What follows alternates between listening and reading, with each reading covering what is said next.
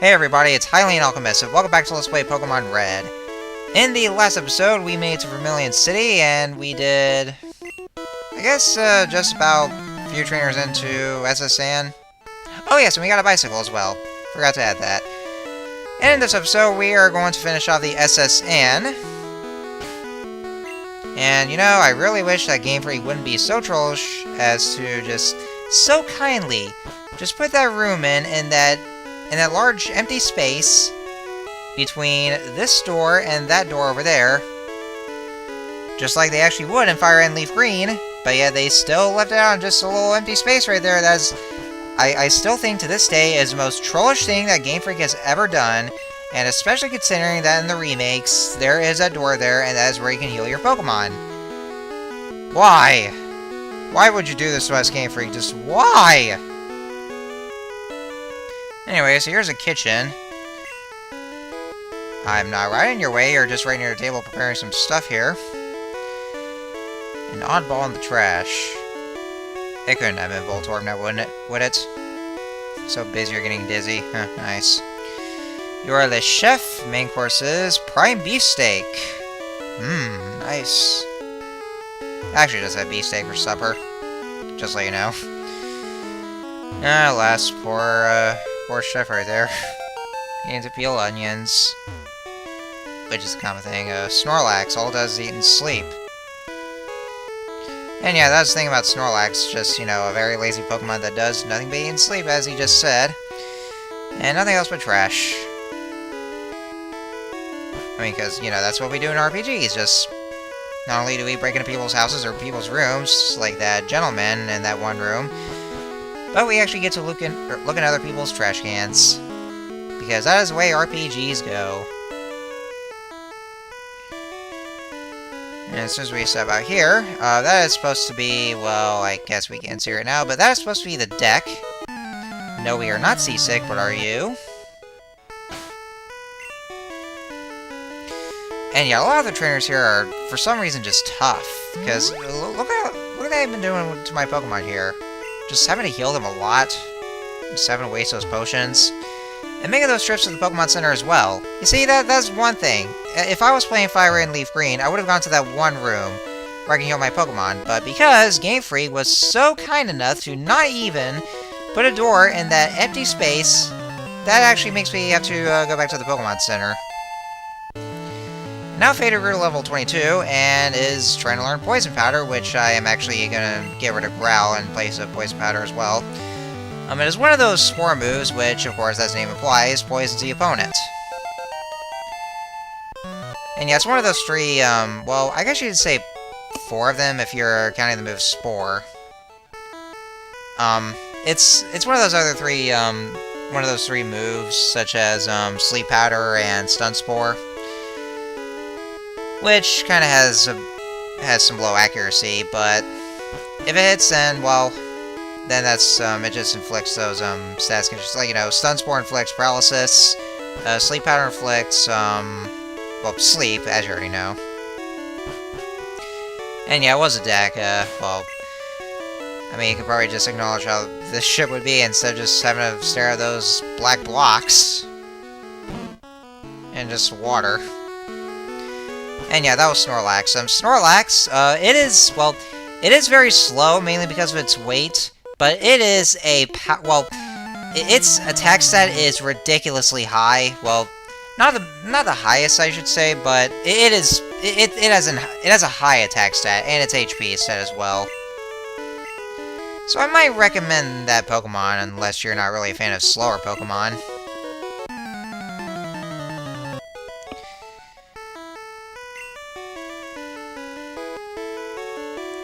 Let's see, I guess there's not much to say right now, at this point. What else is there to talk about?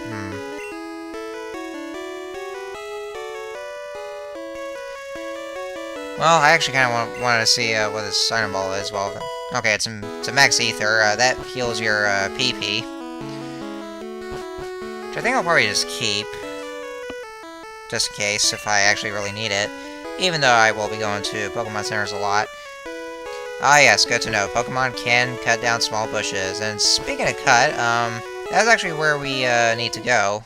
Well, actually, that's the one thing that we need to get for in the SS-San. Here's another trainer of interest. Well, first he'll send out Growlithe. Well, I have Ariella to send out. And yes, sometimes Growlithe will try to use Roar, but other times it will fail. Roar is a lot like Whirlwind. It's kind of useless to me. I never really use it because, well, you know, it does the exact same thing. But yeah, just like Whirlwind, it is very annoying. Like just ending a wild battle or just forcing your the opposing trainer to switch their Pokemon. But it doesn't seem to work at all lately. I'm actually kind of lucky here. So, anyway, this is Ponyta. Ponyta is, well, it's good on attack, and it's also very fast. Well, its evolved form is actually even faster, so if you want a speedy Pokemon, then that's the kind of Pokemon you want to go for. Doesn't learn very many Fire-type moves in this gen, only learns 3, and it is a Fire-type Pokemon, by the way. Something that kind of bothers me about this gen is that a lot of the Fire-type Pokemon here don't learn very many Fire-type moves. I mean, Charizard is one exception, though. And yeah, I kind of said, mentioned Charizard here, even though we haven't met him yet. Well, yeah, you already know, but like, a lot of the Fire-type Pokemon don't learn very many Fire-type moves in this generation. Like, they'll learn either, they only learn either Ember or, Fire Spin. As a matter of fact, when I looked up, Ponyta's move pool, when it levels up, it's a natural move pool, it would only learn Ember. Well, the only Fire-type moves it would learn are Ember and Fire Spin. And the only, the other Fire-type move would be Fire Blast, which is only learned through TM. And yeah, for Fire Spin, it is a lot like Wrap, where your Pokemon cannot do anything, and that was fixed in Gen 2, by the way. Also, I picked up Rare Candy. I am going to use it on Jack. And guess what? It reaches level 20, just as soon as Fastme uses it. And what I didn't expect. Yep, that's right. Spearow, my Jack is now evolving. So, what's it going to be this time? What kind of bird is it? Our Spearow has now evolved into Fearow. And Fearow, its attack stat has gotten higher from, well, yeah, its speed is up. Well, it has a higher speed here, but it's pretty good on attack as well. And for its Pokédex entry, with its huge and magnificent wings, it can keep aloft, next page, without ever having to land for rest. Nice. But yeah, I think with Fire Spin, it is a Fire-type move, but it is a lot like Wrap, where the attack goes on and you cannot do absolutely anything. That's one thing I hate about those kinds of moves, just like Wrap. And like I said, it's fixed starting with Gen 2. Oh, and apparently the captain is seasick. Then why did he become a captain of the ship in the first place? I don't get it. That's just logic that's fine. I said, oh, hi there. I see you were somehow invited here. Yeah, I may not have been invited, but, you know, I just happened to have come along here. So we have to deal with Ass-Face again. Huzzah! And this time, well, his team seems to have gotten stronger. Well, we already know about his Pidgeotto. And yeah, sometimes Pidgeotto can be a bit of a problem, but it shouldn't be that much of a big deal with our Pikachu. I mean, Pikachu is level 22 right now. So just about 2 Thunder Shocks, and should be good. And Pikachu is now level 23. And next up, he's going to be using Raticate. And a bit of a spoiler right here, this is probably the last time we are ever going to see Raticate. Because we'll probably see just what happens to this Raticate, so... It's been nice knowing you there, but I'm afraid we're just going to have to take you down, so I'm going to give you a few body slams, or just a couple of them. after your little quick attack. Another body slam. Oh. Oh, okay. Well, I guess if you're gonna survive that, then that's fine by me. Oh, okay. Well, there's that. You just knocked out my Nidorino with Hyper Fang. But yeah, Raticate can be a bit of a problem sometimes with its, because of its attack. I don't know if I can help it, so... I guess it's nice knowing you right now, Raticate. We don't know what's gonna happen to you next, but... I guess we'll just see. So next up, he's gonna be using Kadabra. Kadabra is the evolved form of Abra. You can probably guess because of its design and it has Abra in its name. As soon as Abra evolves, it starts to get a little more useful because it'll learn newer moves other than Teleport, because Abra couldn't do absolutely anything at all when we encountered it, because it can't even flee the battle. So Teleport remained useless.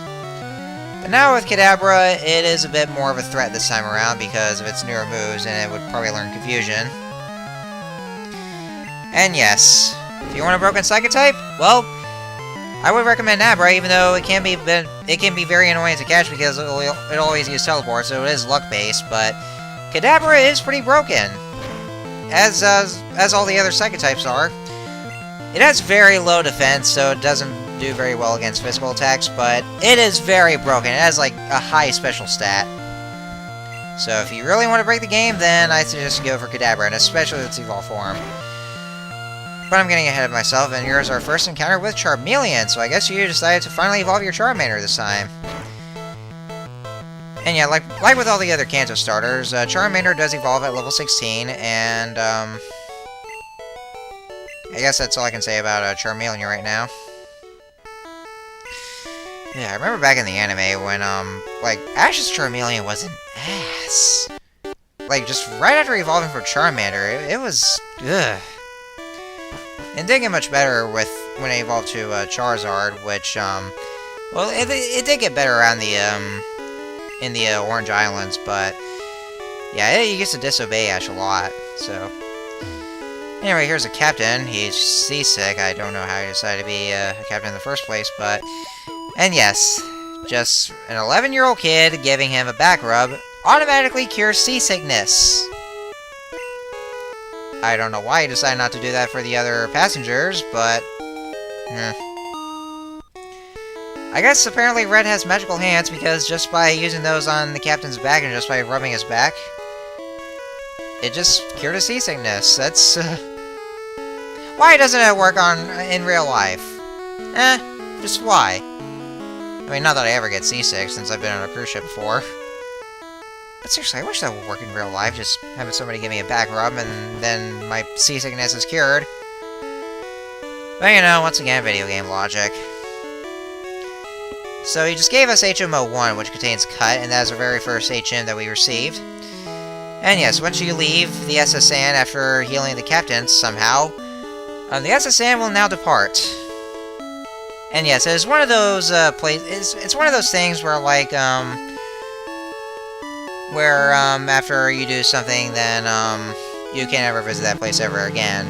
And the SSN is one of them. So make sure that you have obtained everything and have gotten everything in the SSN, because after you heal the captain, then you can never go back. Because it's already set sail forever. And yeah, if you just try to go back, then the captain will, or, not the captain, what am I saying, the sailor guard, he'll just try to stop you.